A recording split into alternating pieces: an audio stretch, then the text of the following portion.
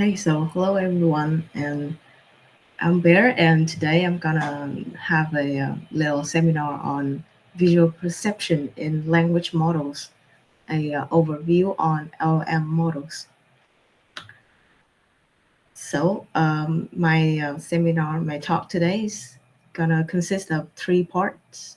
First, I'm gonna talk about the definition of vision language models, and then some of its abilities and use cases. And finally, I'm gonna go a little bit deep dive on the technical details of the LLM models. Okay, so what are vision language models? I think that the name of it can tell you something about its ability, anyways. So first, language models are models that can generate text, right? And the vision part is just like a nice add on it, the nice touch on it that make your language model able to see and learn from images and text as well.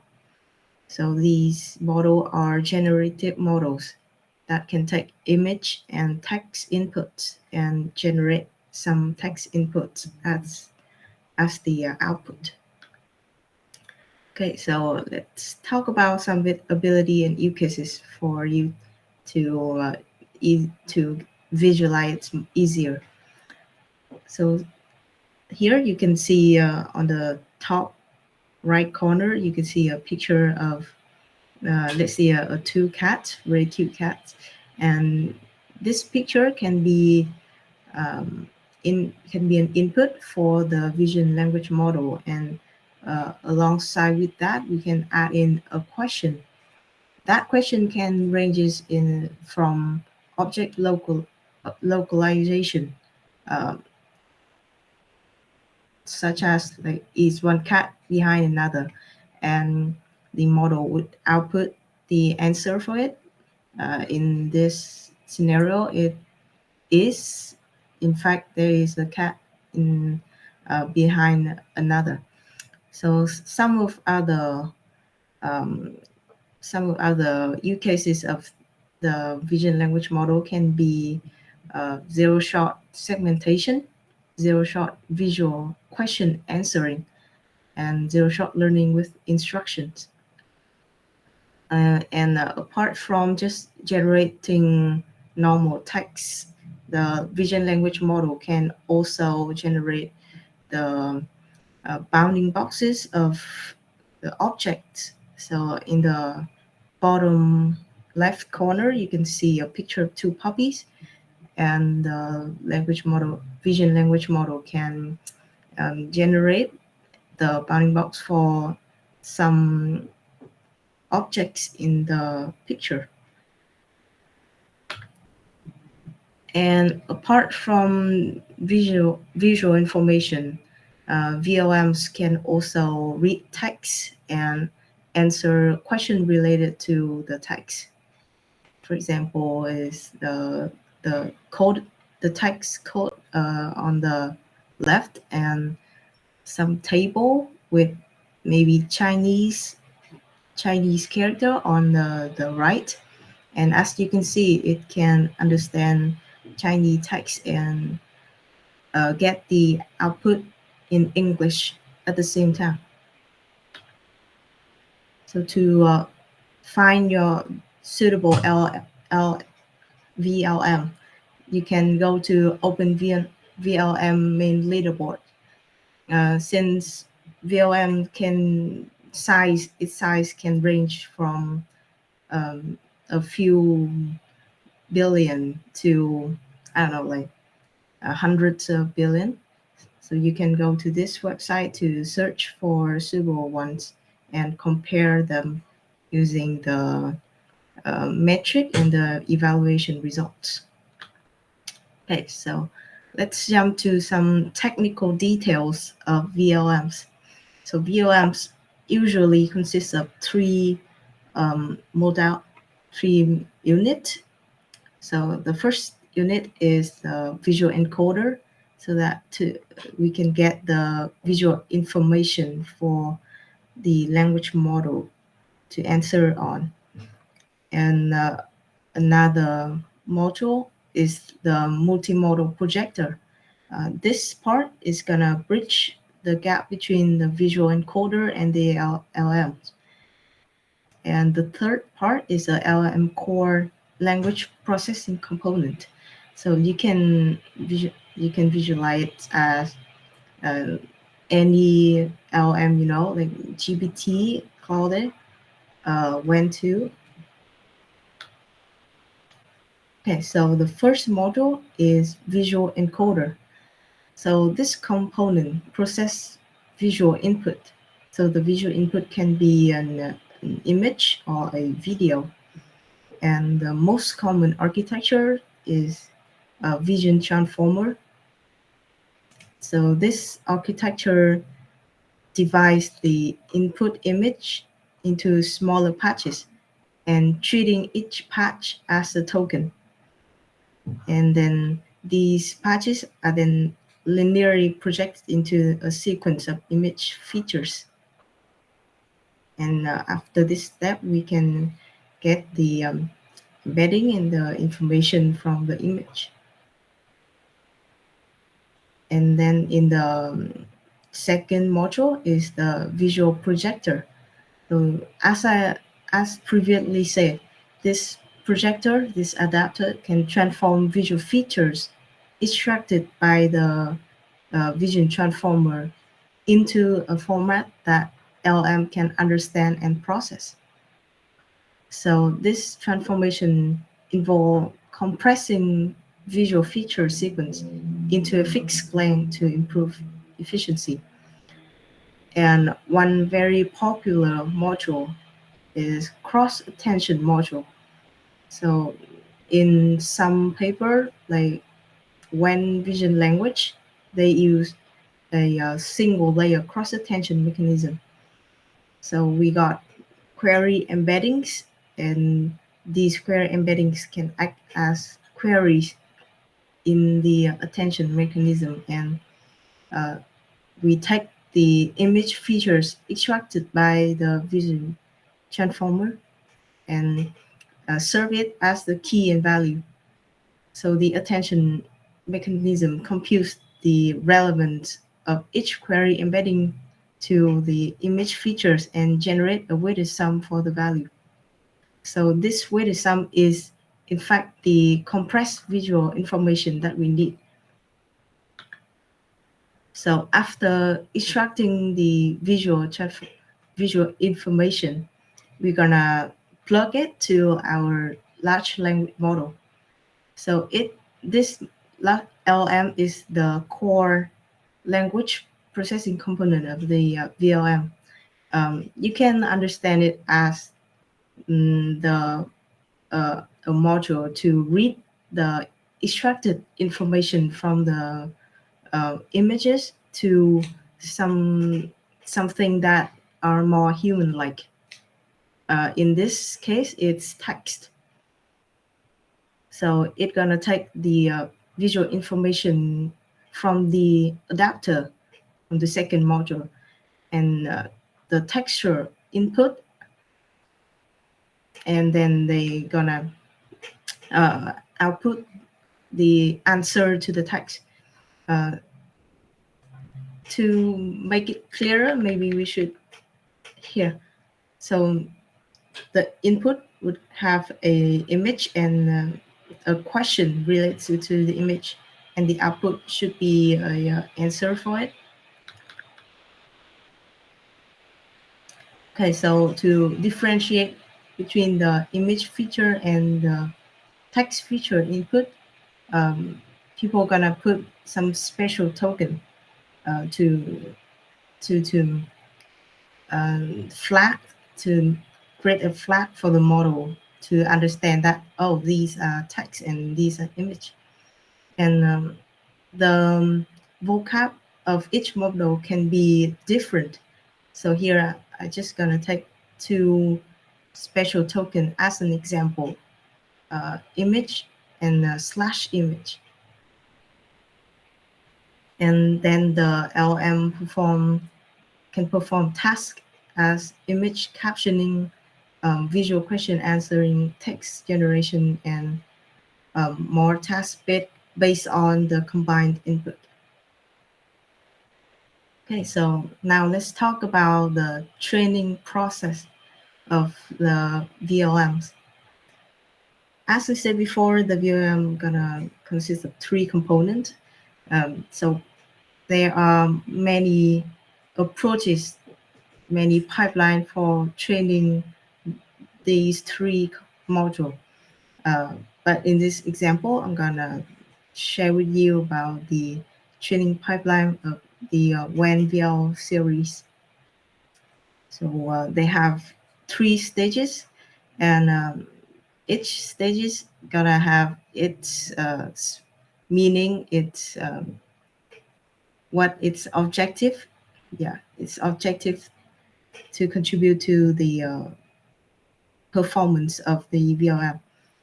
So the first stage is pre-training.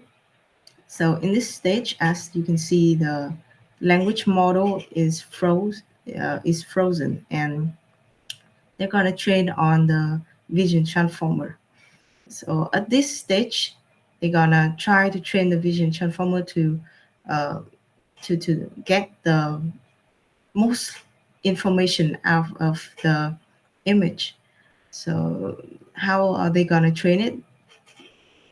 Maybe you have already known about vision transformer, right?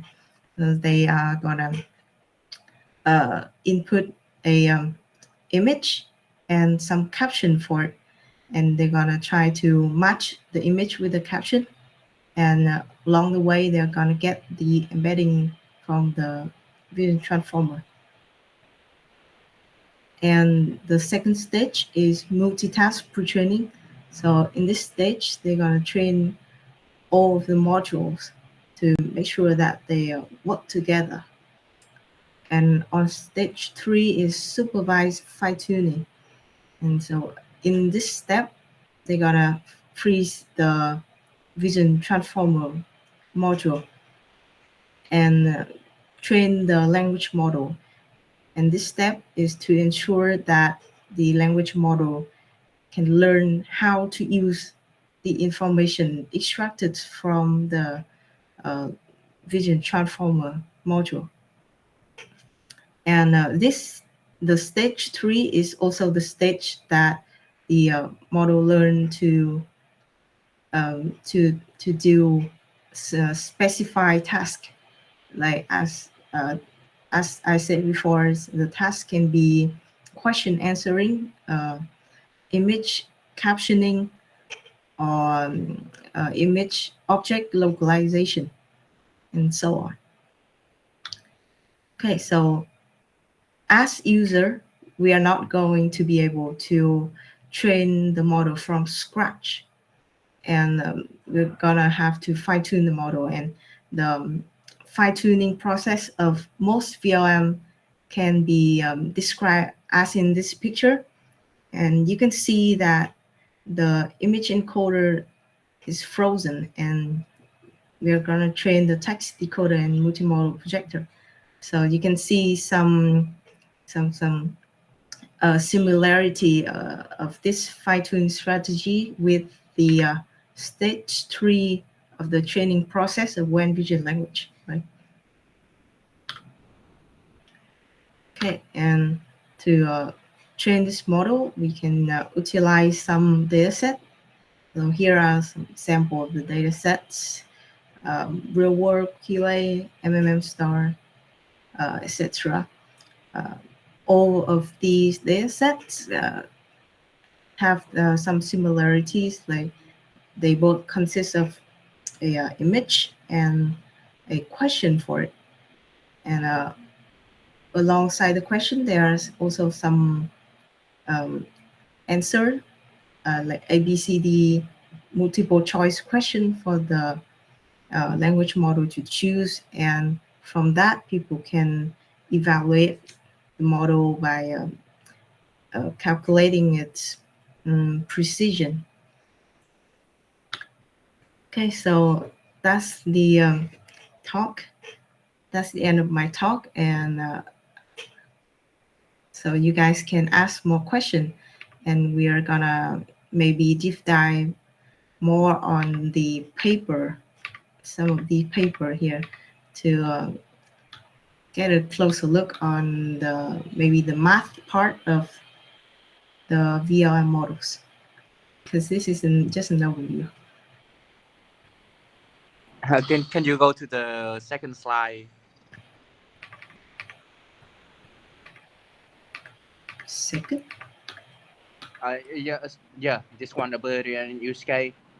And I don't think the bounding box part is the use case for this model because when I understand that they need data for training with this, right? Like how to get the bounding box of the dog in the image, and if they have enough data to train a very big model to detect the bounding box, why just don't you why they just why they don't just use this data for another smaller model for easier training case. yeah. So this is one of the abilities of visual language model, and yeah, they can use their large amount data for smaller models, but I think that this ability can be used um, in other use cases, like apart from just detecting static object or object that have labels. Uh, this VLM can be used to detect object with like object with new labels, like labels that the model haven't seen. Like maybe they can detect the dog on the left or the dog on the right, or more complex prompt. But yeah, to get to that point, that there will still be a long way to go. And although some models, VLM model, can do some of the task, object detection task, but in my opinion, they are not that good yet. Yeah, because in my understand that when you have enough data for training a very large model for prompting and detecting a bounding box on the image, you can use this data for another smaller model and you that's data for some better use case. Like when you want to get the dog in the right of the image, you just need to detect the bounding box in the YOLO model and then get the bounding box on the right by subtracting the x and y coordinate of the bounding box. Yeah, that's true. But Yeah. maybe the question, the objective, the problem is not just detecting the dog on the right. Maybe it is a mixture of more complex prompts. You know, the prompts that maybe Yeah. you're not gonna be able to cover by only rules. I think more when I look at the visual language model, I think more about the OCR problem. Like you don't need to detect every single word. You just need to put an image on the model and ask them what the maybe you capture a page of the book and then you put it in the model and just ask the model what's the context of the book. Yeah, maybe like that. Yeah, that is definitely one of the use case of VLM. Yeah, it can skip a lot more step, but mm, the more concern about the model is actually it's that good and better than other methods, legacy method. Like when you work with OCR, right? You just you take the word and then you what just concatenate word together and then get the meaning of the word after. Yeah. So in OCR, I think apart from just using old models, simple models, like the one plus point of using VLMs is that you can use the logic and the knowledge of the language model.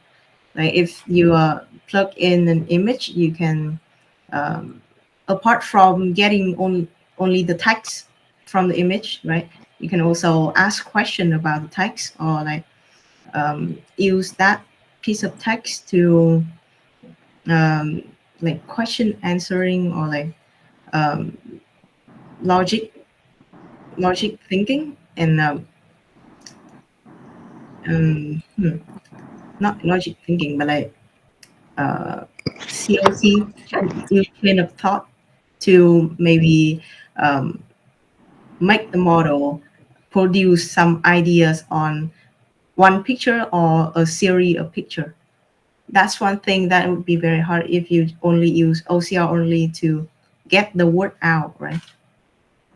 Yeah, because in my thing, the VLM just a semi of diffusion model and language model.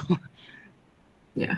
It actually have nothing called a breakthrough in AI. Yeah, actually, the performance of the VR models are not really too impressive today. Yeah, it's not that great.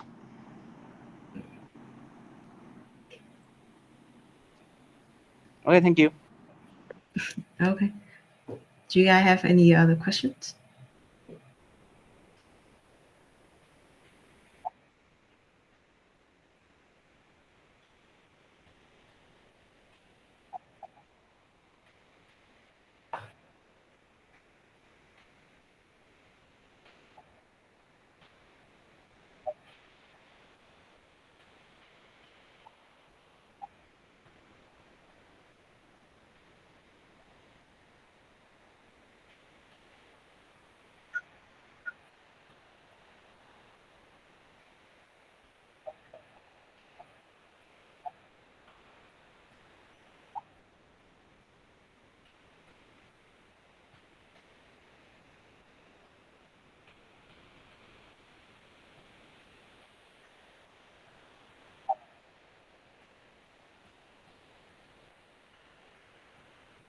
Yeah,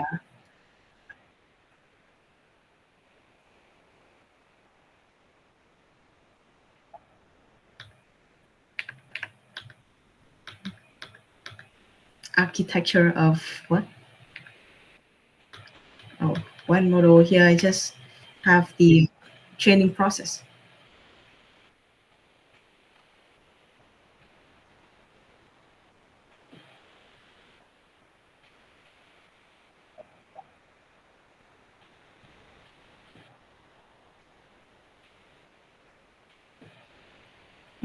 Well, Clip is also used in some other language models, but vision language model. But here at WEN, they use vision transformer.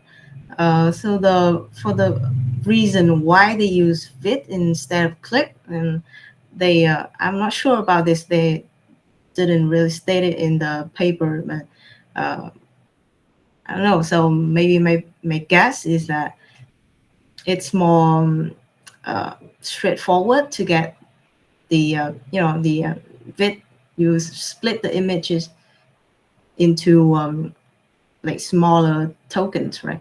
So I think it's more straightforward to divide the image and then um, get the token, like get the image and understand the image as token, and plug the token to the language model just with the text token.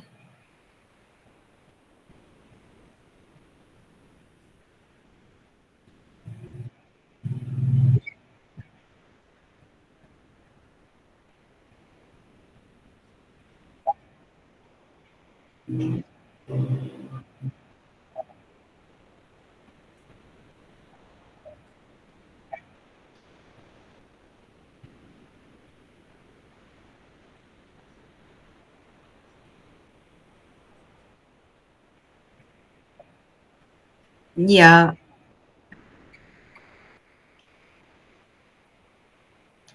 I use the smaller model, the one that they claim to be nearly as good as the closed source model, Wine Vision with 72B.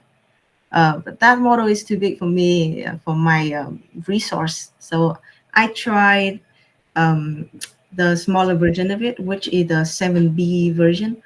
And in my opinion, it generally it serve well on English task, but on Vietnamese task, there are still some improvements that need to be done. Like um, one task that I needed to do is uh, getting the name of the celebrity, and I tried with the English celebrity, and I think it works pretty well. It can the accuracy pretty high. But for Vietnamese data, I think since one part is that they not focus on Vietnamese data, but even after fine tune, there's still something missing. You know, like I even after fine tuning in Vietnamese dataset. So yeah, I'm not sure about the claim, but the bigger version might be more promising. The small version is, I think it's usable in English context. In Vietnamese context, still need improvement. Yeah, because actually in Vietnamese parts there are very big problem because Vietnamese split into three parts, right? The north, the middle, and the eastern, right? So in every part, the language they use are different. With the same context of Vietnamese, but in the north and the middle, it can be actually different. So currently, every data about Vietnamese I know it's just a convert from English to Vietnamese by using ChatGPT, and some context they collect and label it. It's not that good. Yeah, gotta agree with that. Yeah, but on the English task, I think it is pretty competitive. Just because there are a lot of country in the world use English as the main language, right? Yeah, So they have a lot of data to train the model, and I think it's about 90% of the internet they're using English right now. So they just don't need to actually collect the data from human. They just need to go to the internet and crawling the data from every website they can take. yeah, agree. And I think there's a part in their data collection method. The Yeah, they did mention that part. I if my memories recall correctly, like crawling from the internet is a big part of LLM models and VLM models.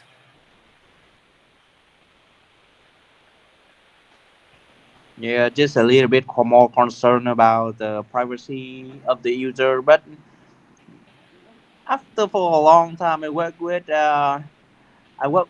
some project, and I understand that the either just the normal user just don't care about the privacy. Just higher user like someone more focused on the technology, or someone that have a really good problem or company, or they have a business. They care about privacy, but the other just don't care about privacy anything. Yeah. So do you think that the best use of LM right now is like calling from API instead of like building something or fine tuning something from scratch? I call that is kind of a plug and play part, right? When some people just don't need the old model for their work. They just need to have some model for focusing on their task, like summary text or reading book or translating book from maybe Chinese to Vietnamese. I like some reading some Chinese book and translate to Vietnamese, right? So they just don't need to actually focus on how can I fine tune the model and everything like that. They just need something plug and play. They just need an API and that prompt, and they have answer for that. But in some higher scenario, like maybe like you work on some project or you work with some company, right? They have some private data set and they need the work on that private data set, right? So they just this is the this is the time when you actually need to understand how to pre-train, train, and mm, fine tuning the model for their task. Yeah, absolutely agree with that.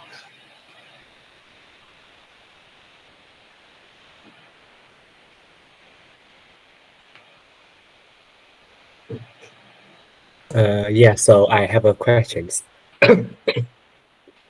Yeah, I remember that you used to share about a model that take into thermal image and depth image. So it's a kind of BIT, right? take into what type image? Can you repeat? Depth image and thermal image. Thermal?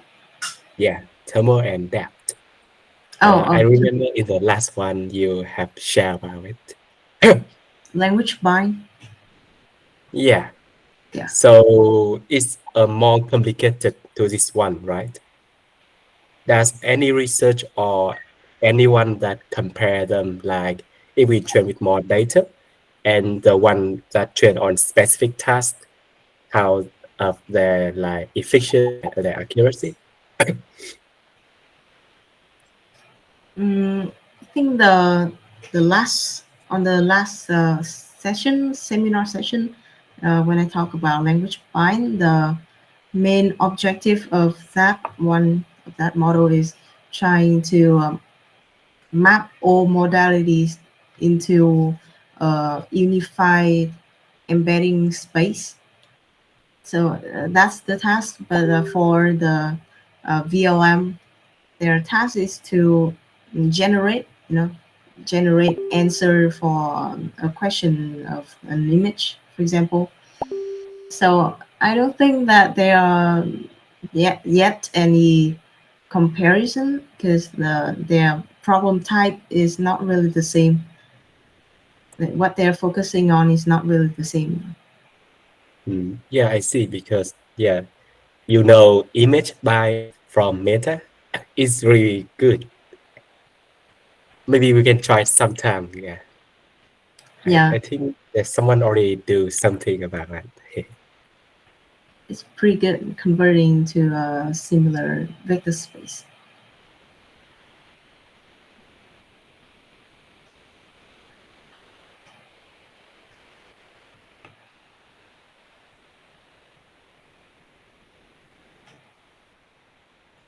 Yeah,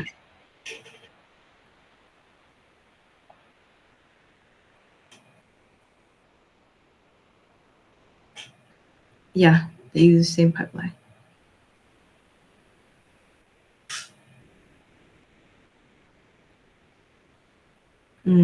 Yeah.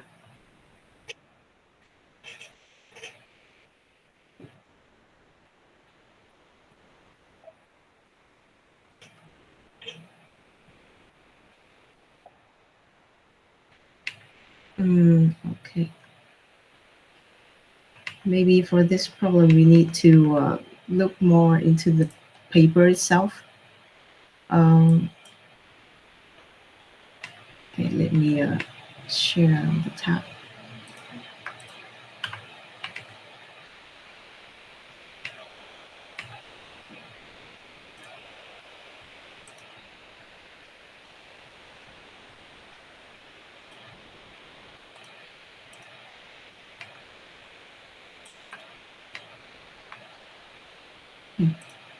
So their KV catch problem in this paper, they claim that let's see, they claim that the input size can vary, and they're gonna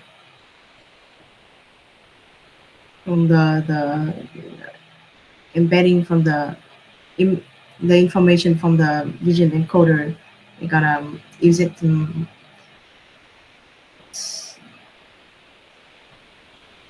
they're gonna use the adapter to ensure that the size, the length of the image information is the same. Uh, Search if they okay.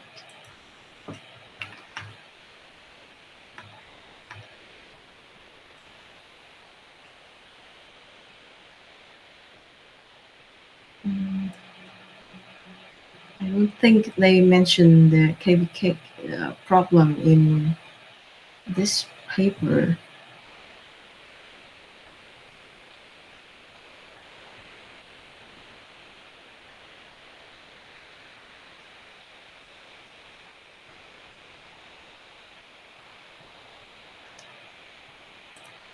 Yeah, about that problem, maybe I'll get more research on this because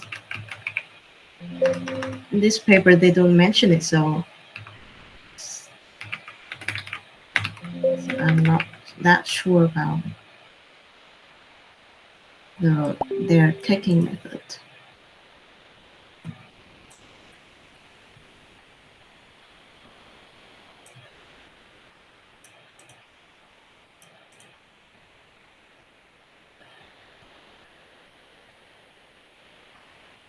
Yeah.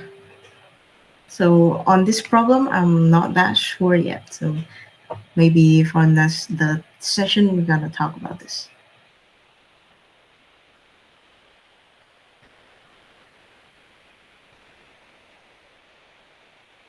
Okay. I have a question, You owe which me. is, in my understand, the VLM is appear to like break the gap between image and text, right?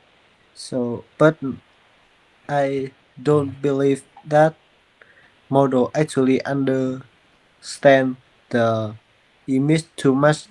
I agree that it can understand the pattern because it can recognize uh, it can do some tasks such as object detection, segmentation, but in some tasks which requires more detail and more accuracy, such as virtual trials, which need to keep the detail on the close, it work really bad. What do you think about it? The in the ability of understand the detail in an image of VOM.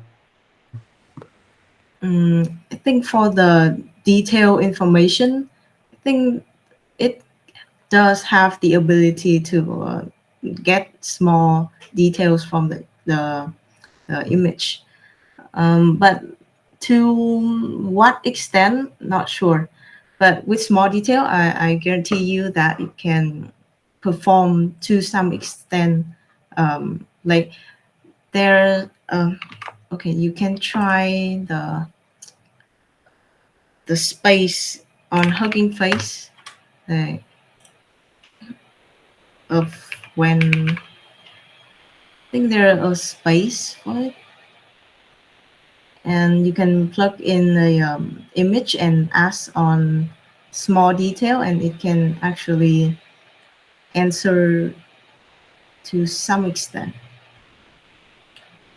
And on the you know the virtual try-on problem, like I'm not really getting your idea on like uh, finding what information to keep and what not. Is that your question on the virtual try-on task? I mean, the virtual child task here is uh, an one example of a task that requires much detail to that need VLM need to adapt. It's an it's just an example. Oh yeah, like the detail, like the wrinkle of the shirt, or like Yeah, the the shaded shadow. the image on the clothes, the detail on the clothes, something like that. The logo, Yeah, the local. something like I think the VLM can perform like just questioning, image questioning. Like if you ask a question on the detail of the image, it can still answer. See if there are any.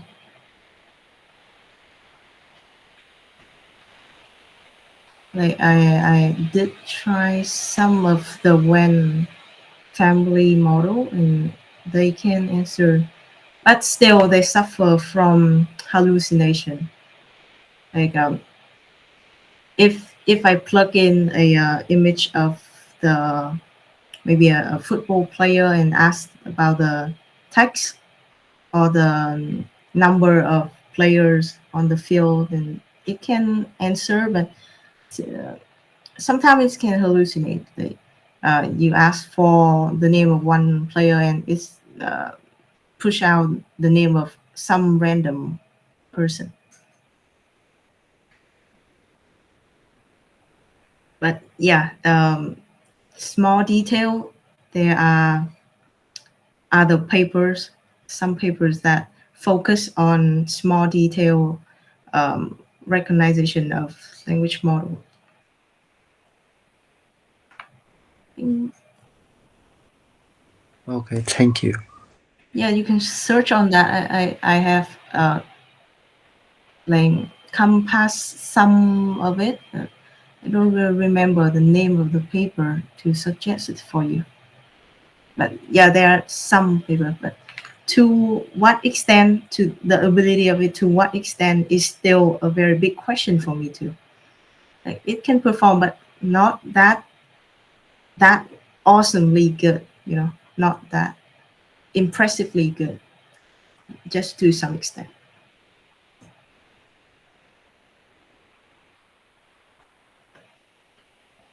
So does anyone have any other questions?